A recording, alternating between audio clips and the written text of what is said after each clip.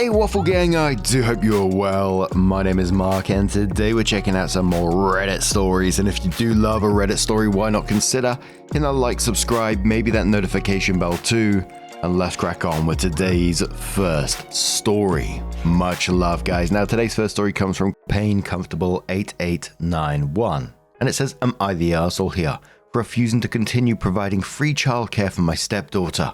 I did work a program with the local clerk of court's office when I was in high school. They hired me when I graduated, and I had my 30 service years before I turned 50. For 30 service years, you can get your full pension at any age. I worked until my first grandchild was born. Then I retired to be grandma daycare. I have 5 grands, 8 male from my stepson, 7 male from my son, 5 female, and 18-month male from my daughter. I babysat all of them with no issues or complaints. I still keep the 18-month-old Monday to Friday and the older ones summer and school holidays. Whew, busy.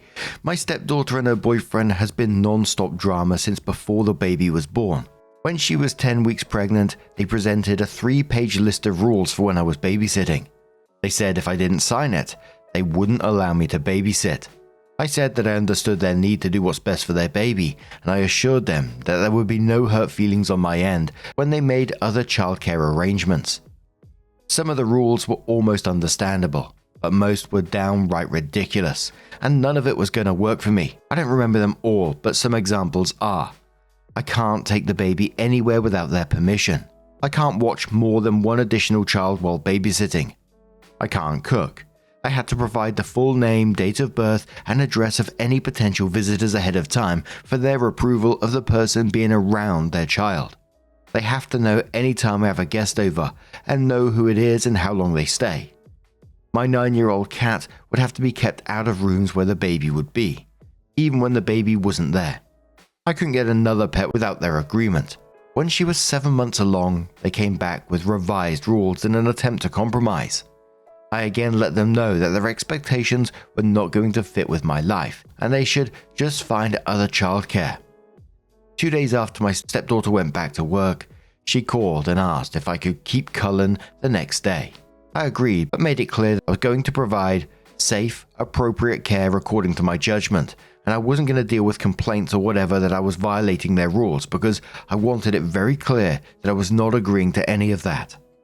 My stepdaughter was okay on the day she picked Cullen up and dropped him off. I felt like she was interrogating me every time she picked him up, but it was tolerable, but her boyfriend was downright rude.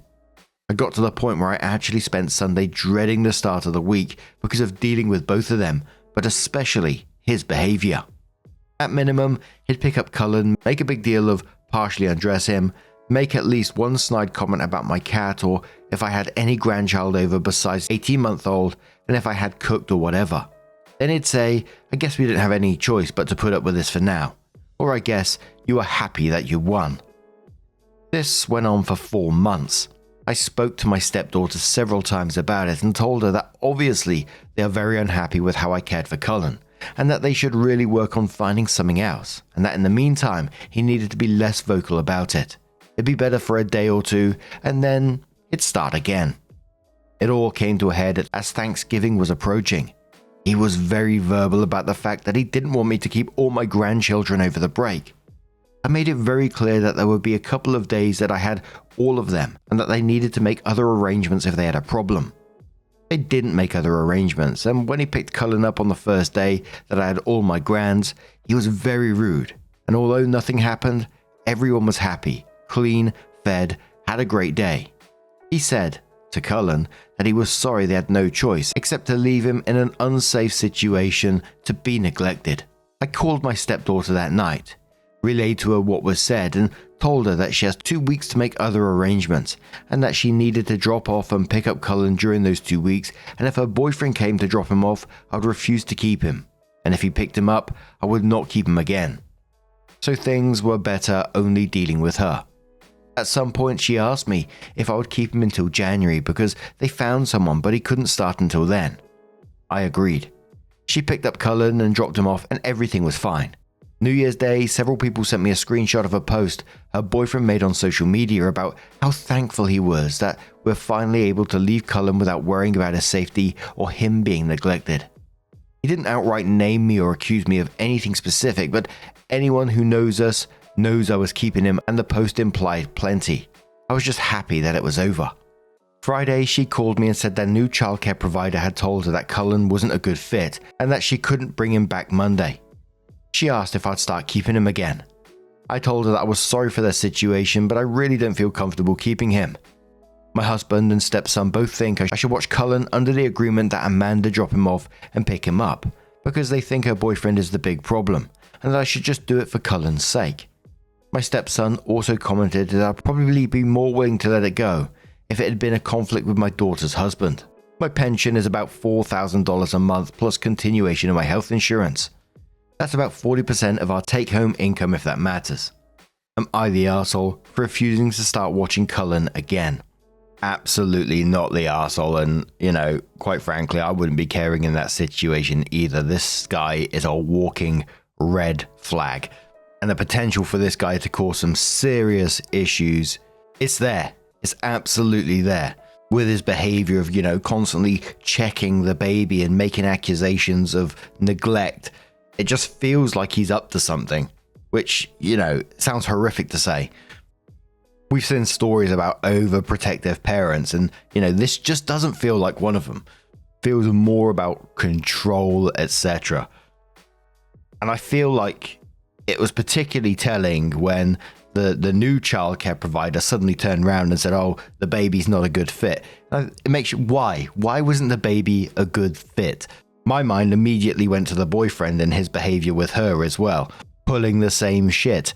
But Brilliant Ad says baby daddy has a real problem. That's very controlling behavior there.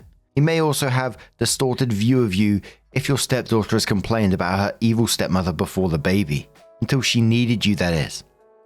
Wombat says giving 20-1, it's the father who isn't a good fit for the new childcare. But he went on a dictatorial bender once he was paying and thought he meant he could demand anything he wanted. Terry says, not the arsehole, no. You shouldn't put yourself through this for Cullen's sake.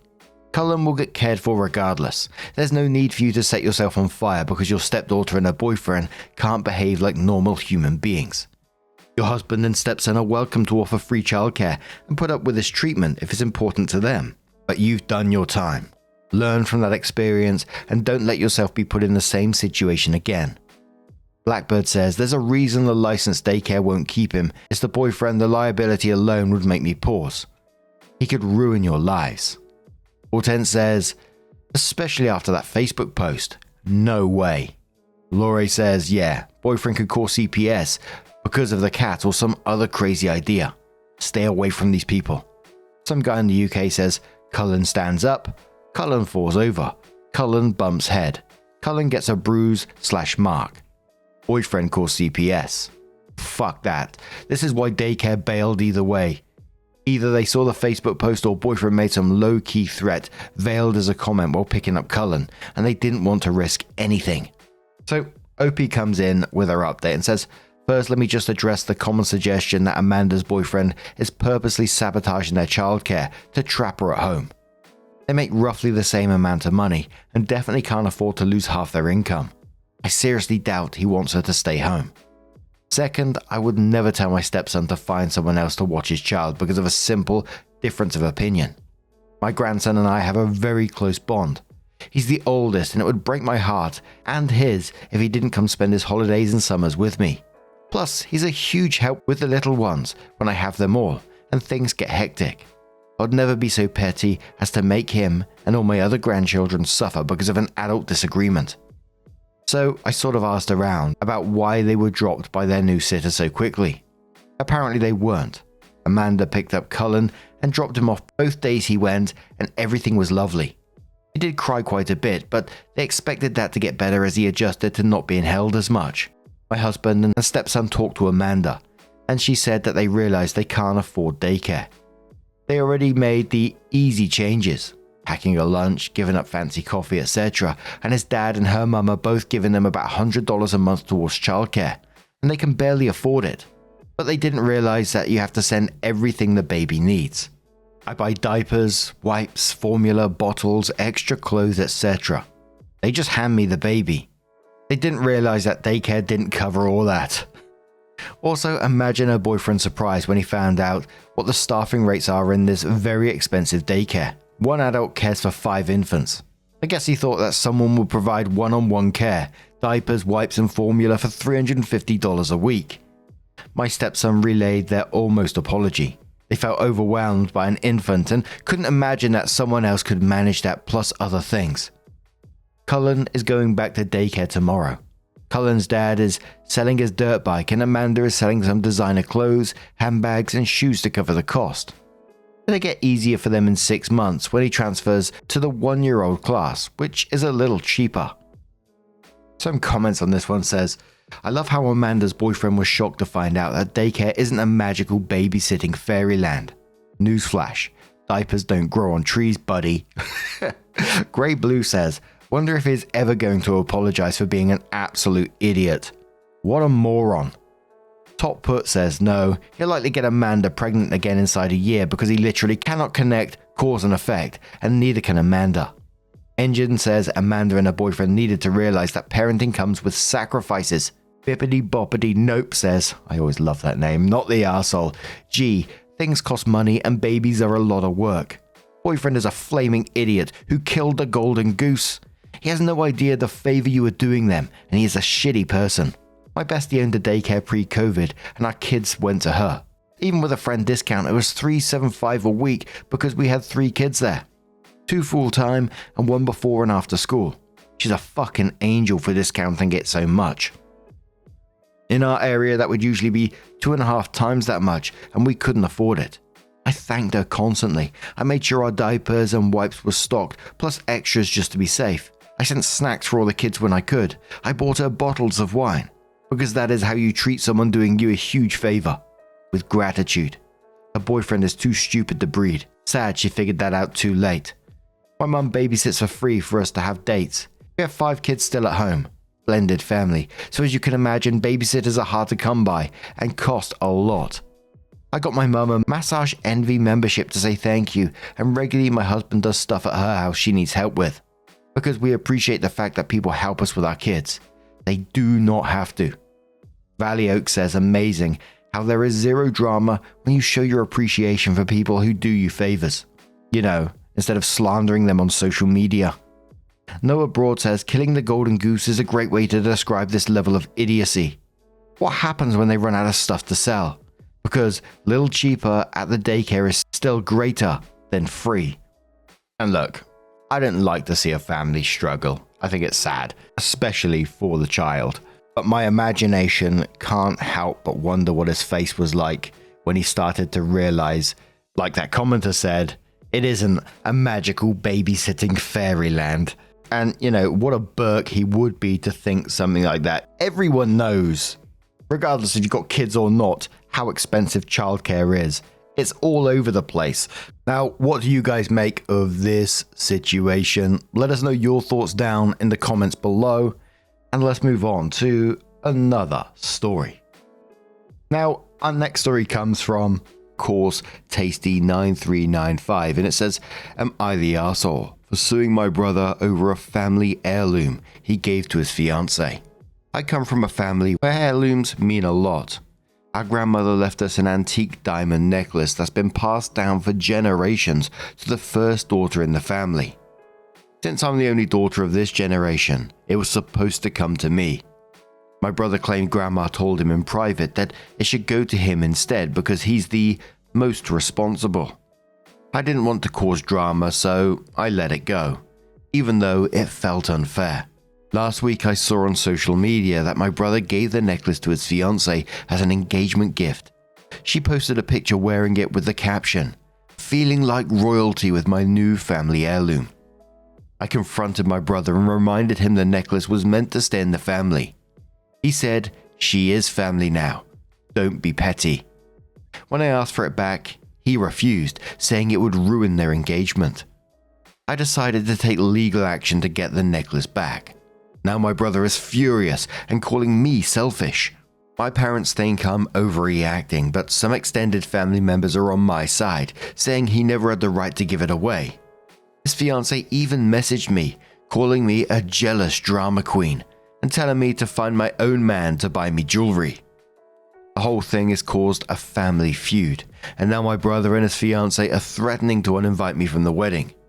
Am I the arsehole for taking this to court over a necklace that was supposed to be mine? Now, I know all of this is particularly awful, but one of the biggest things that stood out to me was this private conversation with grandma that obviously no one can verify. That's particularly manipulative if that does turn out to be a lie. That's a really scummy thing to do in my opinion. Obviously, I can't tell either way. I wasn't there either. But it all just feels pretty convenient that this private conversation happened with this, what I'm expecting is a particularly expensive and nice looking diamond necklace, and then gave it away to his fiancée. But Status Confection says not the arsehole. Also, her man did not buy it. He stole it. Don't respond to her while you are suing. But when it is over and you get it back, then you can make it clear her loser man did not buy anything for her and stole it. Take him to court. Morg Croc says, my wife loved a chest at her mum's house. I know it should go to my sister. So I went out and bought one for my wife to pass down. Puzzle Dream quotes saying to find my own man to buy me jewelry, and says her man didn't buy it. He kept it from its rightful owner by claiming to be more responsible. You're the arsehole for not reacting then and there to that. And then he gave it to his fiancée without ever having spent a dime on the gift. Not the arsehole. Horse Funeral Priest says not the arsehole. I already find it more than sus that grandma told your brother, in private, that she wishes to break a family tradition and give that necklace to him, not you. If it usually goes to the oldest daughter, grandma would make sure everyone knows that she wants it done differently. Telling only the person who benefits from the change makes no sense. Unfortunately, I have no idea what the law says about situations like that. Probably different in different countries. But your post sounds to me like the legal action has already started. So at least your lawyer seems to believe you might have a case. Good luck.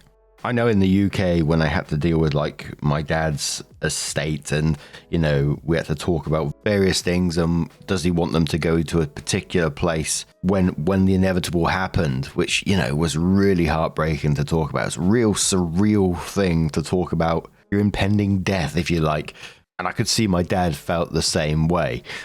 And I remember it being advised that if he wanted particular pieces to go to certain people, that he had to write it in the will. So I wonder if it goes back to the estate, because surely he could have said anything if he wanted to, because it's like, oh yeah, grandma wanted me to have her house as well. Thank you, that's mine. And it just doesn't work like that. So I do wonder about that. Course Tasty says, for everyone asking why I didn't fight harder to get it before. I honestly didn't want to cause a fight over it at the time. I thought my brother would treat it respectfully, but now seeing it being gifted like it's just some accessory really hurts. I'm not trying to ruin their engagement. I just want what's rightfully mine back. What would you have done in my place? Pretty Curl says, my bestie is a lawyer. What does the will say? Does it explicitly say it goes to you in the event of your grandma's passing? If so, then it's rightfully yours and you should move forward with legal action. Otherwise, the girlfriend will keep it, and it won't be an heirloom any longer. Good luck. OP says, unfortunately, she didn't write a will, so the necklace wasn't officially stated to go to anyone in particular. Anang says, then it's not yours. It belongs to her estate, which needs to go through probate as an interstate estate. But sometime later, OP came in with an update and said, wow, I wasn't expecting this much attention on my post. Thank you to everyone who shared their thoughts and advice. I wanted to give an update because things have escalated and there's some new context. First, I talked to my parents about the situation. It turns out my brother didn't just take the necklace, he convinced my dad that grandma told him it was meant for him because she thought a man would be more responsible. My dad tried to avoid conflict, handed it over without asking questions. So no, my dad didn't intentionally give it to him. It was manipulation. I was also reached out to other family members who remember grandma's clear wishes that a necklace was supposed to go to the first daughter. They're willing to back me up if this goes to court. My dad has also agreed to speak on my behalf in court, clarifying that he never meant to give the necklace away permanently. As for the legal side, I've consulted with my lawyer, who thinks I do have a case. Since there's no will, it all comes down to proving that the necklace was meant to stay in the maternal line. It's tricky, but I feel more confident now knowing I have some family members on my side. My brother and his fiancée, however, have doubled down. They've accused me of being jealous, and his fiancée posted another passive-aggressive picture on social media wearing the necklace, captioning it, "Some things just find their rightful home." It's honestly infuriating. At this point, I'm committed to fighting for the necklace, even if it causes more tension in the family. I'll keep you updated if there are any major developments. Opie commented on that update saying, "I'm not backing down no matter how much they try to twist things. This necklace belongs to me, and I'm going to make sure it stays in the family." I don't like Soup says, "Keep fighting and don't fall for your breaking the family apart narrative. Your brother is doing that and he can fix it very easily. I would also partially blame your dad, who should grow a pair and have a serious talk with your brother. It seems your family dynamics is quite odd though." The other commenter says this all happened because the dad didn't think twice before handing the necklace to him. An item such as that necklace shouldn't be given away without serious questioning. Another commenter says, "Fight. This is theft and it rightfully belongs to you. But ask yourself, how come all of you bend to your brother's will? Have things like this happened before?" Opie says yes. Things like this have happened before, and it's always been my brother getting his way. It's frustrating, but I'm not letting it slide this time. And it sounds like this one is going all the way to court. But what do you guys make of this situation? Let us know your thoughts down in the comments below. And just a huge thank you for being here today, getting involved in the stories, your love, your support, your time. It absolutely means the world to me. So thank you so much. And hopefully I will see you in the next one. Take care and much love.